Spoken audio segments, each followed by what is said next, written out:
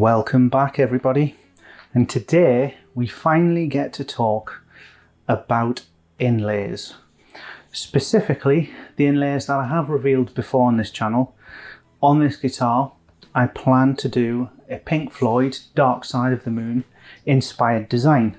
So as you will probably know if you're familiar with this album, or at least the vinyl version of it I think anyway, the inner cover has this heartbeat design going through the iconic rainbow, and that's exactly what I want to try and replicate on the bottom of the fretboard. Now there's many ways I could go about this, more than one way to skin a cat, and I think I've just about considered them all. Resin, painted on, strips of dyed wood, plastics, pretty much everything. And I really had to take into consideration a few things. One is my own skill set and what I'm actually going to be able to achieve. I didn't want to make it too complicated, famous last words. And I also needed to consider things like, for example, if I'm going to extend this design onto the body, as I plan to do, the body surface is curved, so things like resin won't necessarily level off okay on the body once it's already carved, which it is. So what I've decided, all things considered, what I've decided I want to do is go with acrylic, or Perspex as this particular branded type is, because it comes in a multitude of different colours. In this instance I've actually gone for opaque pastel colours to give me that kind of rainbow effect. Someone did say to me, well, why didn't you go with sort of really bright colours? And the truth is I could have done, but I think the pastel colours for me personally remind me more of this slightly faded copy of the album that I've got, and I think they just kind of blend together a little bit better. The problem was with some of the brighter colours is if I stuck them together in a rainbow kind of fashion, they would kind of clash with each other. They didn't look like they were one homogeneous piece, whereas all of these pastel colours do. Now, there's again a few ways we can attack this. I could, in theory, more or less just glue them together as they are and they would give me a rainbow. But we've got this heartbeat effect going through it, which we're going to come to later.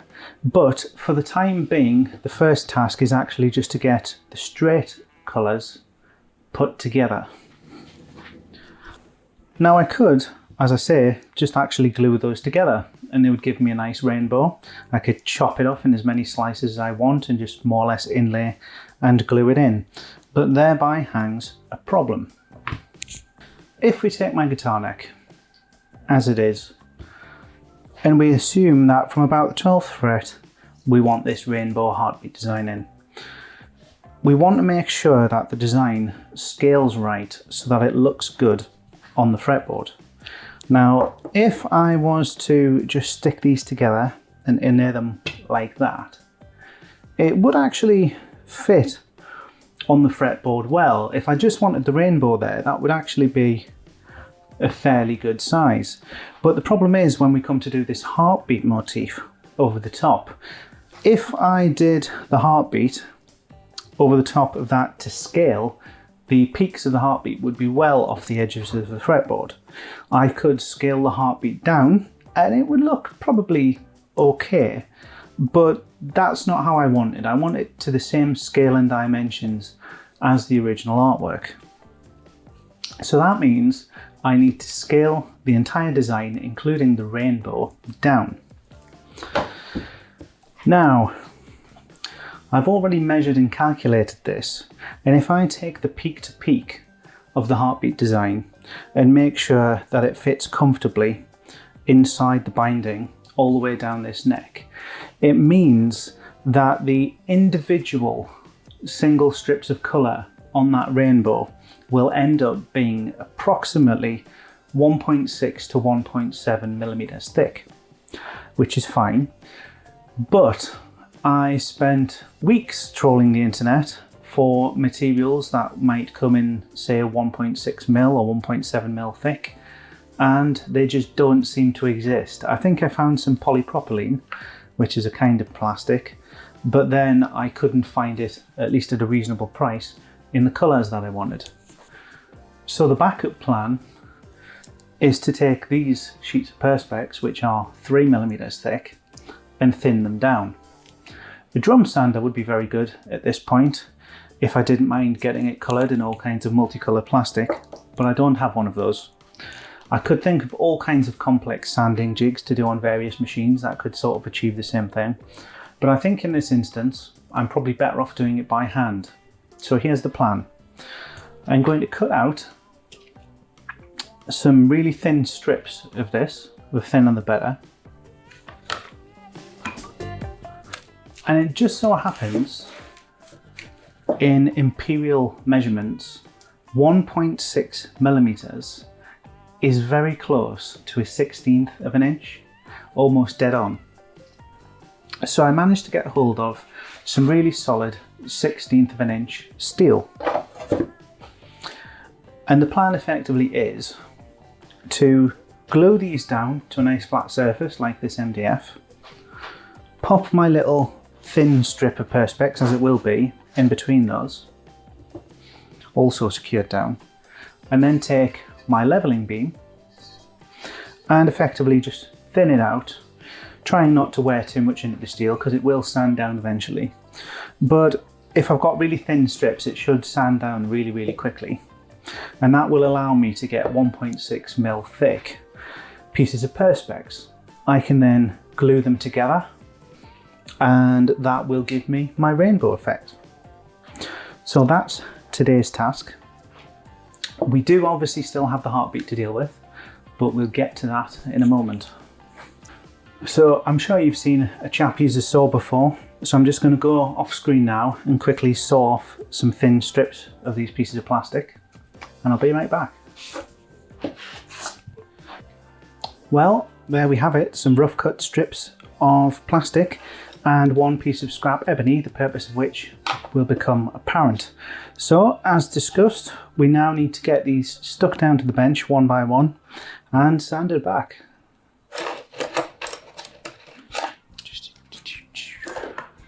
So we've got a few different grades there. What I am going to do just before I start is put another 2 little bits of tape either side, and then if I see those starting to get scored and scratched off, I know I'm very close to the limit, at which point I know I need to switch down to the finer stuff. Here we go.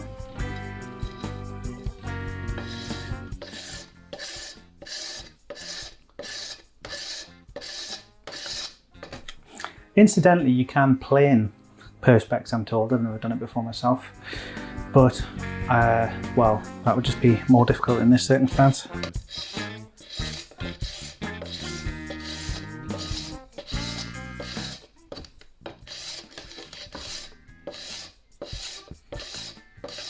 Well, I think that's one done. Let's try and pry it up without breaking it.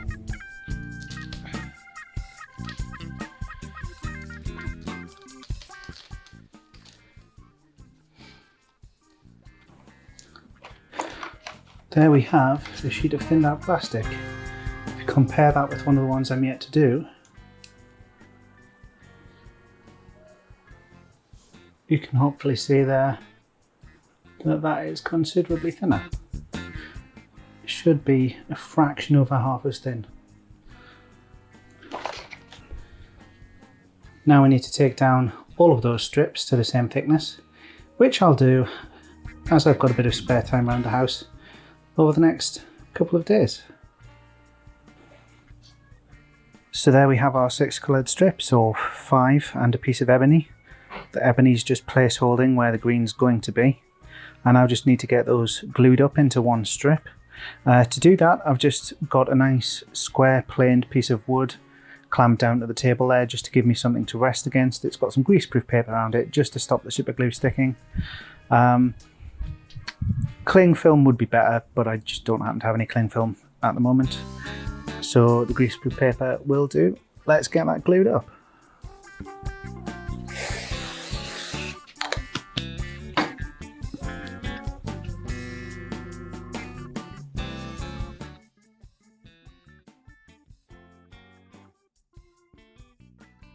I'm just actually gluing the first piece down because the thin strips of plastic do have a bit of a tendency to curl upwards. I don't know if that's a result of the sanding process or not, probably. But hopefully if I get the first one nice and flat, then if I glue all the other ones to it, then it should end up nice and straight. I won't be using accelerator to dry these off. I want to get plenty of time to really get the glue all along that joint. Smoosh it around a bit.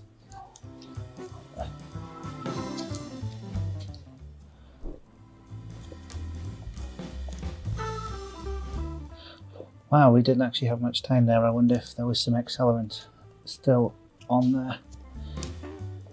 Quite possibly. Seemed to do the trick though.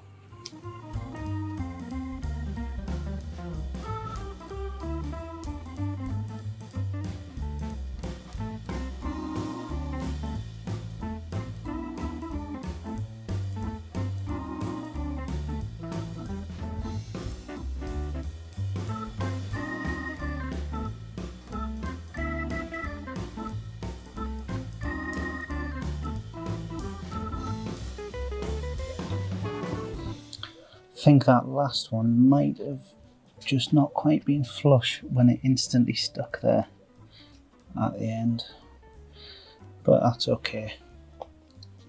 We'll be sanding it down slightly anyway. Okay, I think it's safe to give the back a blast of accelerator.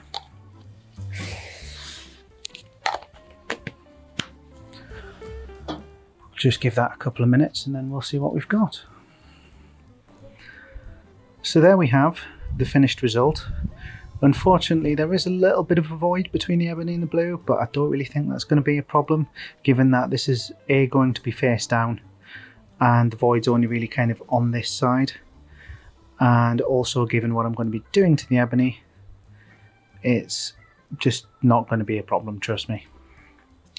So on to the tricky part, which is to actually do some inlay. So after sleeping on it for a little bit, I decided that I wasn't actually happy with that void between the plastic and the ebony. So what I did was took a few drops of this super glue debonder, added it to the plastic, waited for a few seconds, and then it just simply prized apart with a chisel, no problem at all. After a little bit of sanding and re-gluing, this is the end result. Seems okay to me. Still a bit rough. It's just been roughly scraped down with a chisel to get it smooth for inlaying. It will of course be sanded and everything once it is inlaid. But now we actually have to inlay the thing. So I've already attacked the fretboard with a chisel. It probably looks a bit worse than it actually is on the camera there. It's not perfectly straight on the edge here, and the bottom is not perfectly flat. I could have got a nice smooth flat bottom by using my router base and the Dremel, but if I did that I would have ended up with the convex shape of the fretboard on the bottom of the inlay, which I didn't really want. I wanted it flat on the bottom. Granted, it's not perfectly flat with the chisel, but it's probably flatter than it would have been. But because it's not perfectly flat on the bottom, and because the plastic isn't perfectly flat either, I was a little bit worried about gluing it in because I didn't want voids behind the inlay. So what I've decided is to use epoxy instead of super glue. The only reason I'm using epoxy is it's a little bit stronger, a little bit less prone to shattering, but also it's thicker and it will fill up those voids. Araldite, which I will keep calling alderite, is basically just a brand name epoxy. There's plenty of epoxy out there to choose from. Araldite itself, the most common form is actually the stuff that sets in 5 minutes. I've actually gone with the stuff that takes a couple of hours here, so it gives me plenty of working time to clean up should I want to. The goal is going to be to get enough in there to fill any voids. We're inevitably going to be getting a little bit seeping into fret slots, but I can recut those, that's not a problem.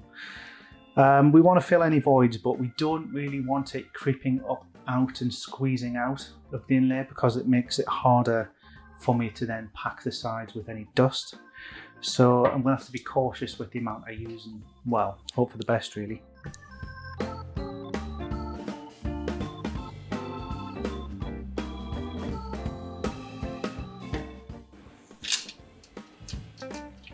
It's a 1-to-1 ratio for this stuff.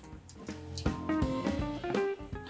think epoxy is quite sensitive to getting the ratios right. Hopefully that's right enough. Use the included spreader to mix them up.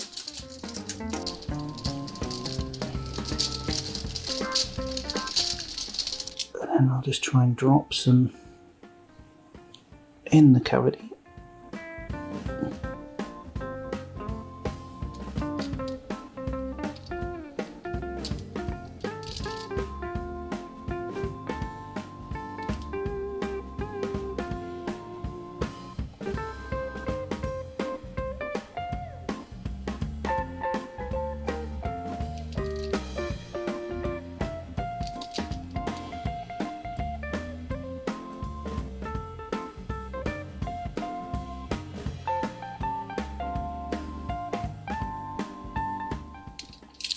Just trying to be really careful not to drop it on the fretboard. It would clean up, but I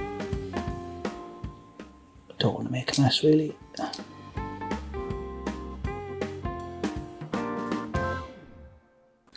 Just got a sacrificial paintbrush here. Just going to use to spread it out a little bit.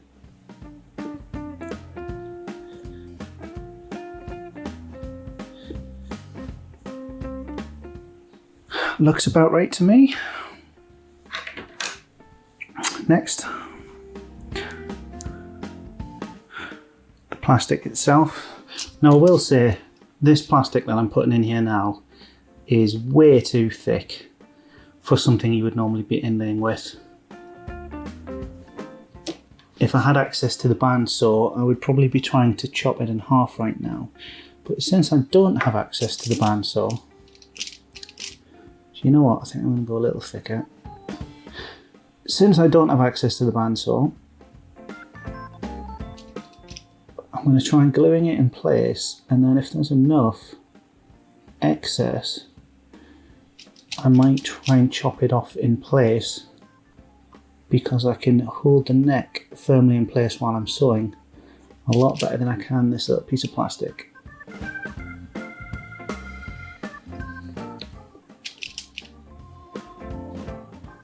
Means I'll have to be very careful with the saw. And again, it might not work out like that. I might just end up chopping off all the excess and having to do this all again. Because remember, I want this line to continue down into the body, which is at least, well, it's probably about 1.5 times this length. Oh well, here goes.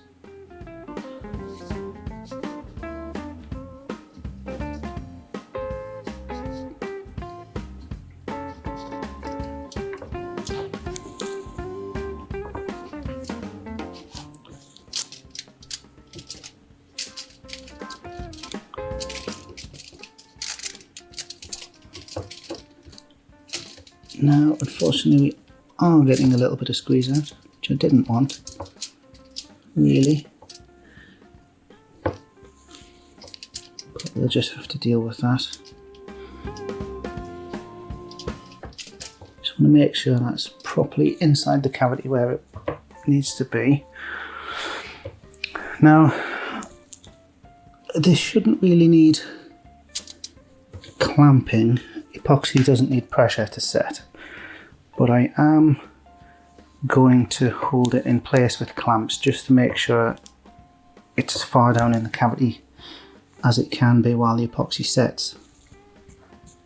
I was a little bit unsure at this point whether or not I should use dust with the epoxy to fill in those crevices. I'm not sure how dust with epoxy will look. I would imagine it'd be quite shiny. So I think I'm actually going to just try and clean that up as best I can, and we'll worry about that later. The next day. So it's actually been a couple of days, and that's now as hard or as cured as it's going to be. What I'd like to do now is actually take my coping saw and slice the top of that plastic off for two reasons. One, just so I don't have to scrape loads away, because it will take a very long time scraping through all of that. There's a good, well over ½ centimetre excess there, which I just don't need. But also, if I can cut it close enough to the fretboard, taking care not to damage the fretboard, it means I will actually have enough left over that I can use that as an inlay strip for the body without having to make another one, which would definitely be good considering how long it took me. Before I go ahead and do that, I want to actually just fill in the little gaps along the edge with some ebony dust. I'm going to do that now because if I start sewing the top of this, I'm going to get all kinds of coloured plastic down in that gap and it'll be a nightmare to clean up. So I'm just going to quickly put some tape along the edge here, not for any real reason other than to stop myself losing excess ebony dust into those fret slots. I'm not worried about filling the fret slots by accident because I'm going to have to re-saw through them anyway.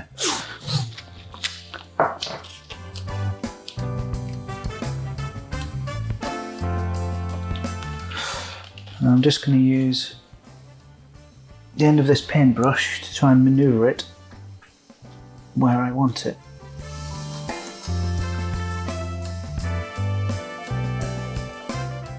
Precision super glue applicator just to try and avoid making too much mess.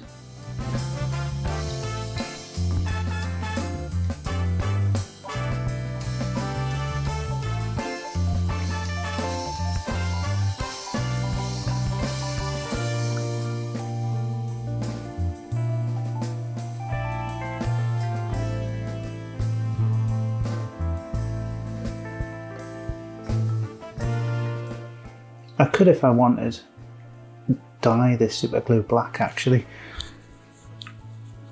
but I think that's going to look absolutely fine once it's all sanded down. And then simply same on the other side.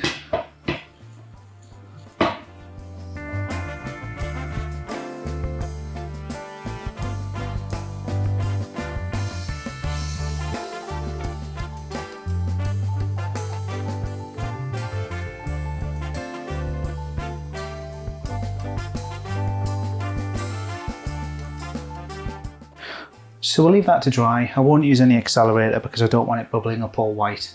And then when it is dry, we'll take it outside and very carefully chop off this excess plastic with a saw.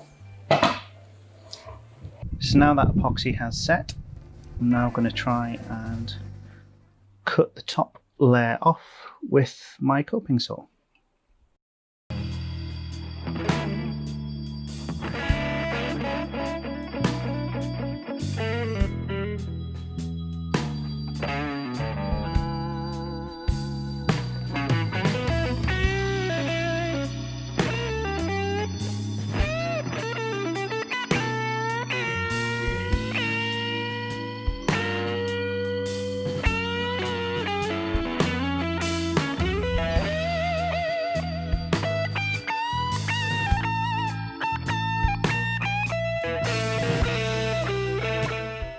Now, I'm just going to try and tidy this up and bring it down flush with my scraper tool.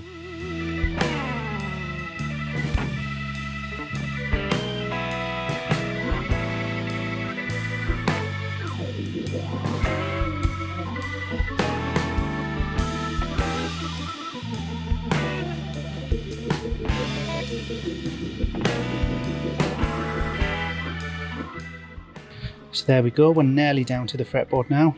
You might just be able to see the outline of where I went over with the dust and glue. That's fine because I haven't actually sanded perfectly flush just yet. There's not much point because there's still the heartbeat motif to do, at which point I'll have to sand it all again, so there's not much point in just keep sanding away at the fretboard right now.